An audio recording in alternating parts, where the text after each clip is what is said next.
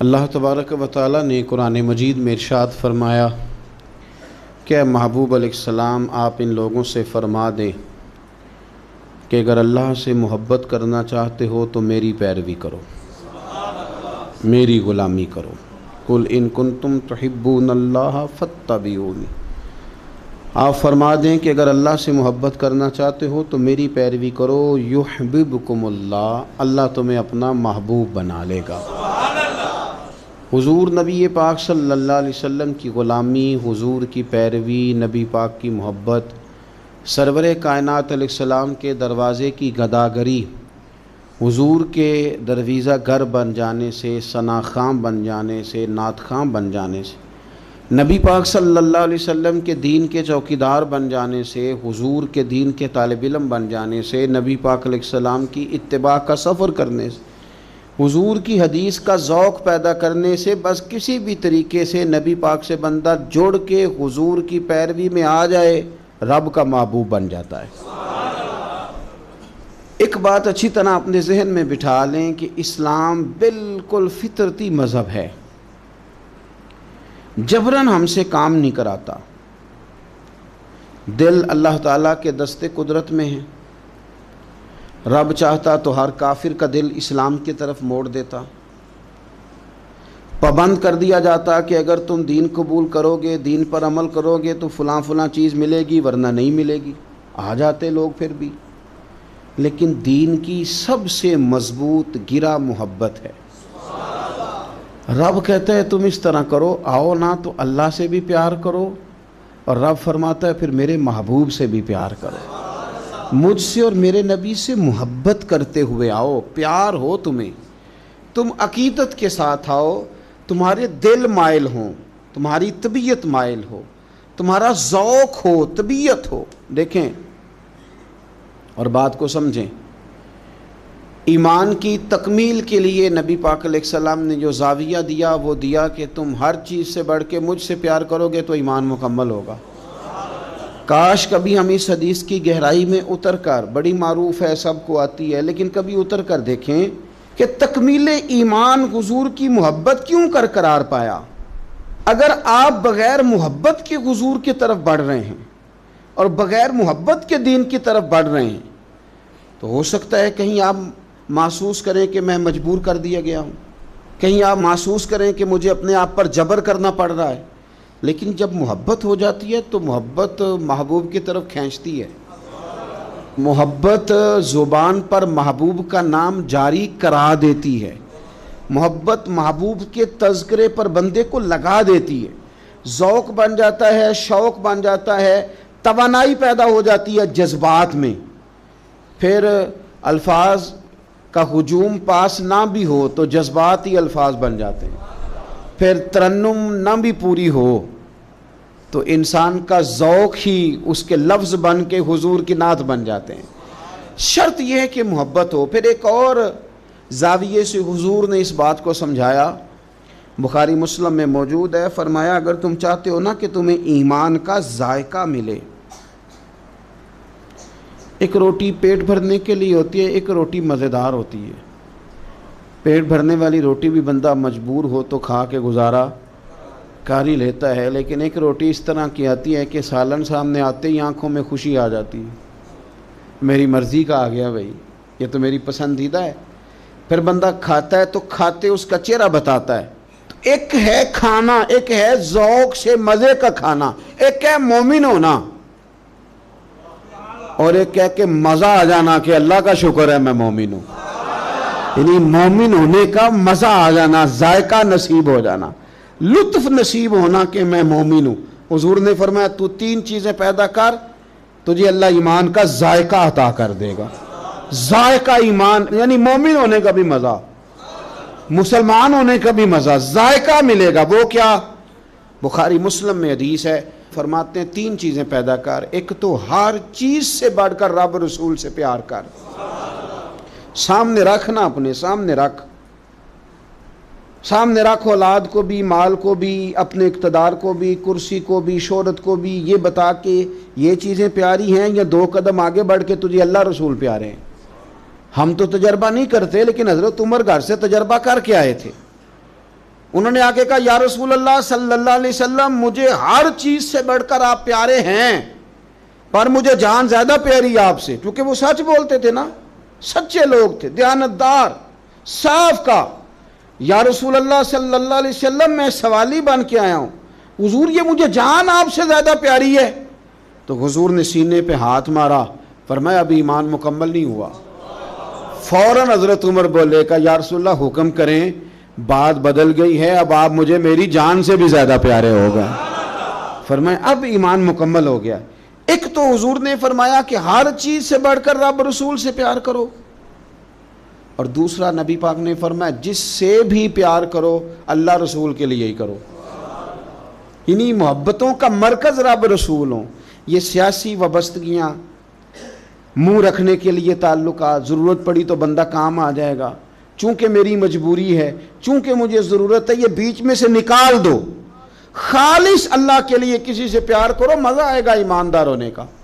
اور تیسرا حضور نے فرمایا کفر میں جانا تمہیں اتنا ناپسند ہو جتنا آگ میں جانا ناپسند ہے، پھر تمہیں ایماندار ہونے کا مزہ آئے گا، سرور آئے گا۔ اور جب ایماندار ہونے کا سرور آئے گا پھر انشاءاللہ نماز پڑھنے کا بھی آئے گا، پھر قرآن پڑھنے کا بھی آئے گا، پھر سنت پر عمل کا بھی آئے گا، خدمت دین کا بھی آئے گا۔ آپ جب یہ چیزیں پیدا کر لیتے ہیں، حضور کی محبت اپنی طبیعت میں ڈھال لیتے ہیں، پھر کوئی چیز خشک نہیں رہ جاتی۔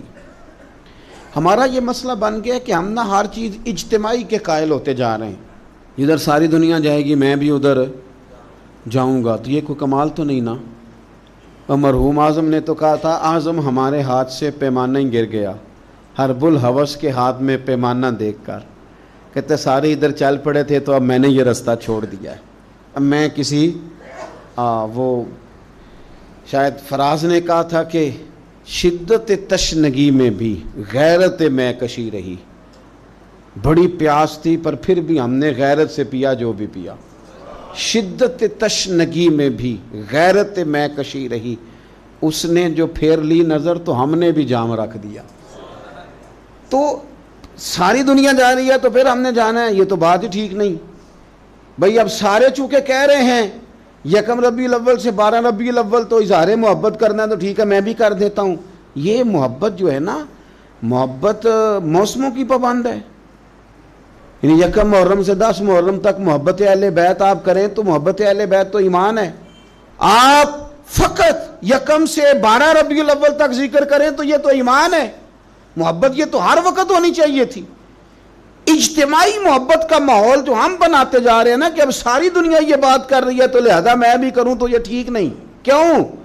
اس لیے کہ سارا مکہ جب مخالفت کرتا تھا اور معاذ اللہ ثم معاذ اللہ طرح طرح کی باتیں کرتا تھا، اس وقت عشق کے سب سے بڑے پیغامبر بن کے حضرت صدیق اکبر کھڑے ہو گئے تھے۔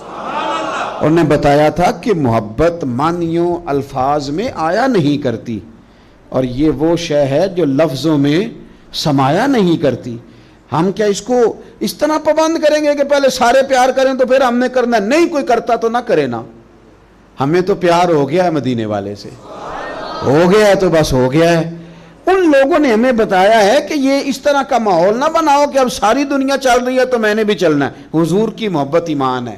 محبت جو ہوتی ہے نا وہ تو ڈھال دیتی ہے بندے کو، کچھ چیزوں پر مجبور کر دیتی ہے۔ حضرت عتبہ رضی اللہ تعالیٰ عنہ فرماتے ہیں ایک سادے سے، خوبصورت سے، میٹھے سے، تھوڑے جملے بولنے والے صحابی، کچھ لوگ اپنی سادگی میں مست رہتے ہیں، وہ بالکل ایسے نہ یکدم حضور کے سامنے کھڑے ہوئے آ کے تو عرض کرتے ہیں یا رسول اللہ صلی اللہ علیہ وسلم طبیعت مبارک ٹھیک ہے، چہرے پہ کمزوری ہے؟ تو محبوب نے فرمایا میں نے کچھ دنوں سے کھانا نہیں کھایا۔ فقر اختیاری ہے میرے نبی پاک کا، یہ دو جہاں کے شاہ ہیں، بس پاس کچھ رکھتے نہیں، اختیاری فقر ہے، بس کھجور پانی پہ گزارا ہے، کئی دنوں سے کھایا نہیں۔ صحابی نہ دوڑے گئے گھر میں، ٹٹولا سارے گھر کو، کوئی چیز نہیں ملی کھانے کی۔ دوست احباب سے پوچھا، کوئی چیز میسر نہ آئی۔ بنو قریظہ یہودیوں کا علاقہ تھا، ان کے باغات تھے، پہنچ گئے، ایک شخص سے جا کے کہا مزدوری ملے گی؟ ਲੱਗਾ ਜਦੋਂ ਮੈਦਾਨ ਅਜ਼ਲ ਦਾ ਤੇ ਲੋਕੀ ਚੋਰਾਂ ਵਾਂਗ ਸੁਧਾਏ। ਕਿਸੇ ਨੇ ਲੁੱਟ ਲਈ ਇਲਮ ਦੀ ਦੌਲਤ ਤੇ ਉਸ ਹਾਸੇ ਝੋਲੀ ਪਾਏ।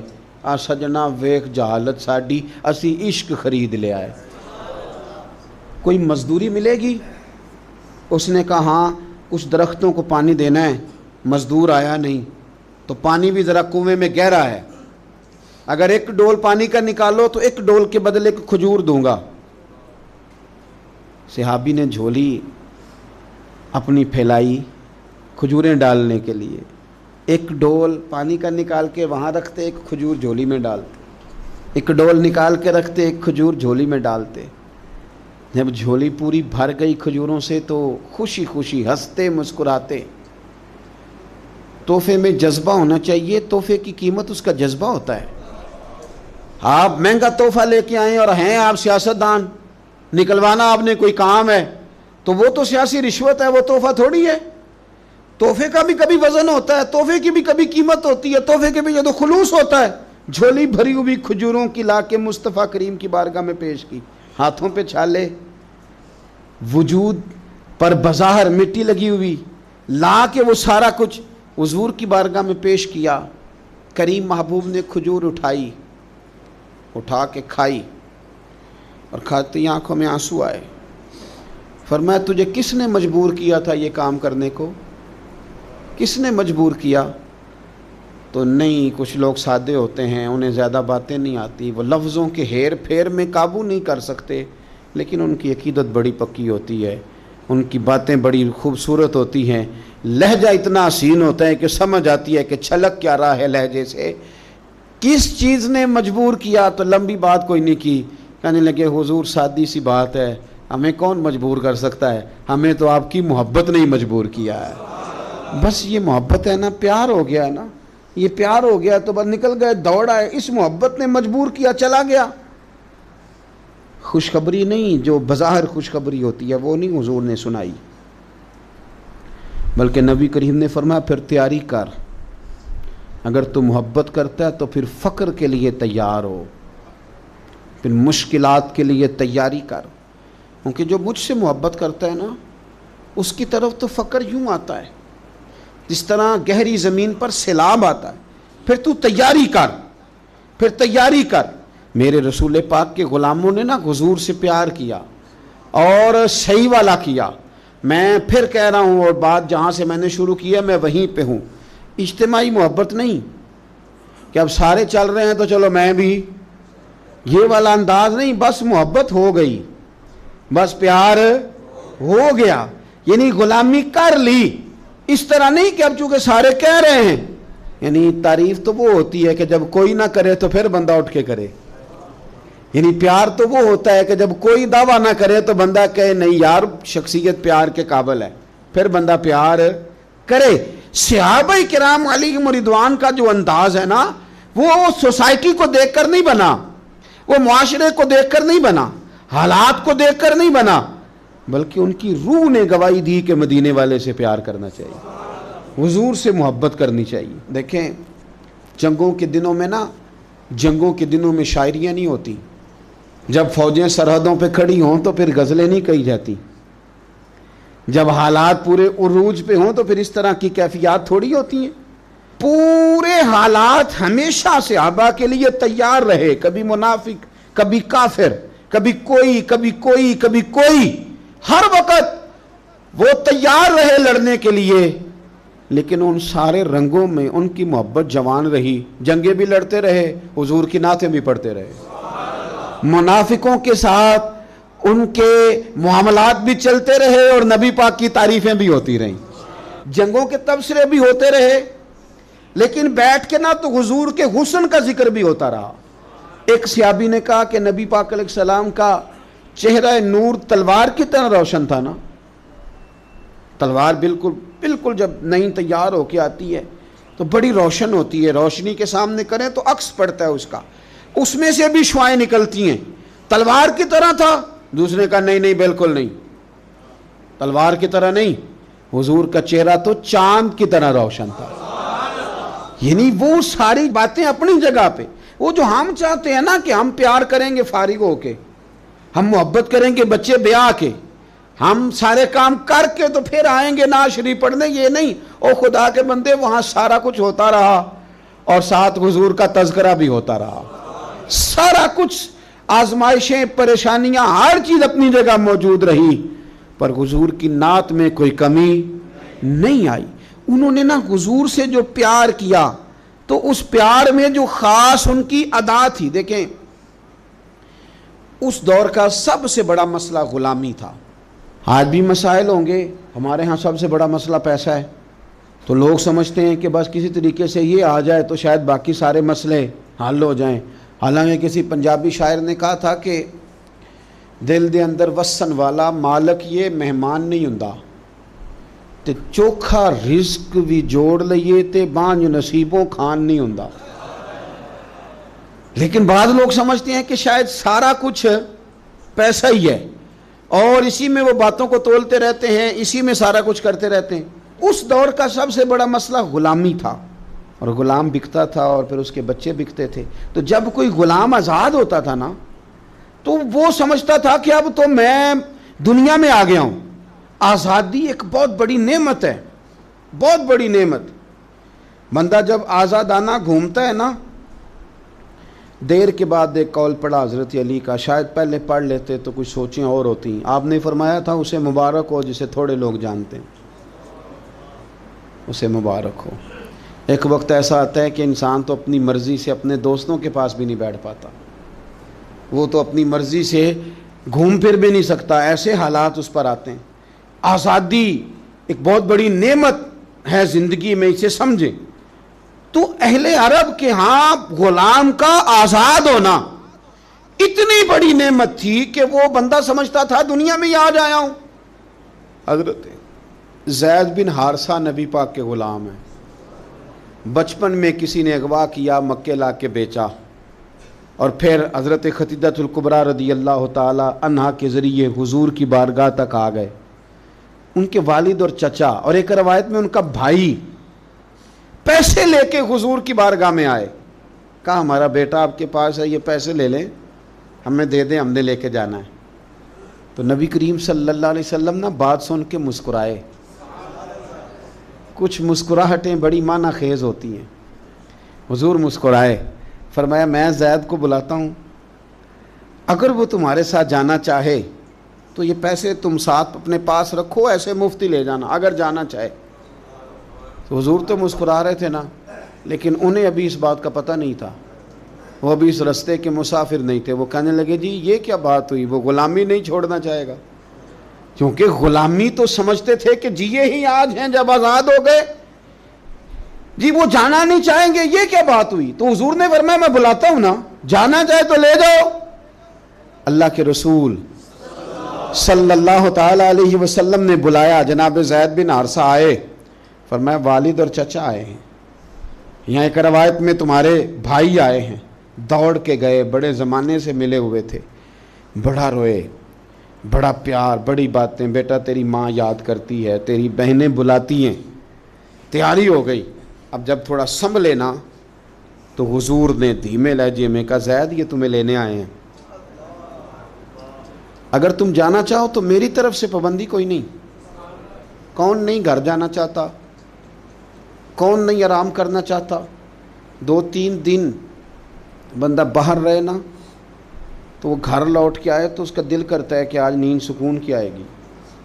ہم گھومتے ہیں پاکستان میں تو لوگ کہتے ہیں رات رہ جاؤ، زیادہ اصرار کریں تو پھر میں کہتا ہوں یار اپنے بیڈ پہ ہی نیند آتی ہے، تمہیں کیا بتائیں۔ گھر کون نہیں جانا چاہتا، اپنے بہن بھائیوں سے کون نہیں ملنا چاہتا، قرار ہی سارا وہاں ہے، سکون اور راحت ہی وہاں ہے۔ اس کی تو خواب کبھی آ جائے بندے کو اپنے گھر کی تو وہ خواب بڑی تسلی دے جاتی ہے۔ تو حضرت زید سے حضور نے فرمایا جانا چاہو تو چچا کا تو خیال تھا نا کہ یہ دوڑ لگا دے گا، یہ بھاگ جائے گا، گھر قریب آتا ہے تو حضور بھی سواریاں، مدینہ قریب آتا تو تیز کر دیا کرتے تھے، تو یہ تو دوڑے گا۔ لیکن جب کہا نا جانا چاہو تو چلے جاؤ، تو حضرت زید دور کھڑے تھے، دوڑ کے آ کے حضور کے پیروں میں بیٹھ گئے، کہنے لگے سونے ہاں اماں بڑا پیار کرتی ہے، بہنیں انتظار کر رہی ہیں، پر آپ کو چھوڑ کے کون جائے؟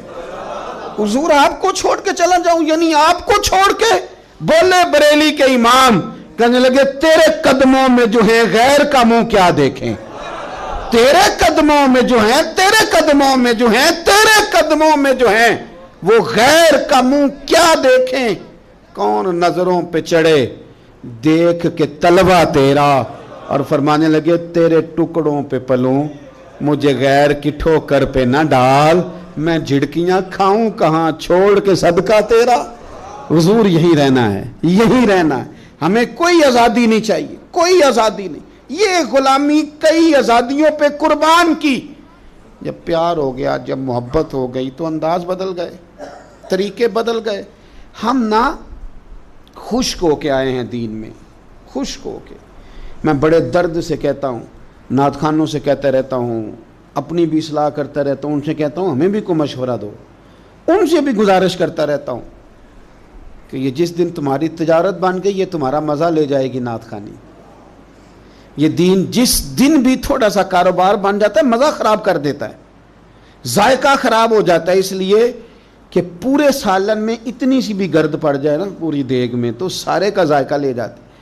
اگر حضور سے خالص پیار کریں گے، خالص محبت کریں گے تو وہ جو ذائقہ ہے نا، وہ جو حسن ہے وہ آخری دن تک قائم رہے گا، آخری دن تک وہ ذائقہ لیے پھرے گا انسان کو، وہ زندگی کو تازہ رکھے گا، طبیعت کو تازہ رکھے گا، مزاج کو ٹھنڈا رکھے گا، قرار دے گا آپ کو، آپ سکون میں رہیں گے۔ حضور سے محبت کریں اور اپنا ذوق بنائیں، سیرت پڑھیں، ایسے لوگوں کی بات سنیں، ایسے لوگوں کی نعت سنیں جو حضور کی تعریف کرتے ہیں، تاکہ ہمارے دلوں میں حضور کا پیار بیٹھے۔ ایسی مجالس میں جائیں جہاں حضور کا ادب، تعظیم، توقیر، نعت سکھائی جاتی۔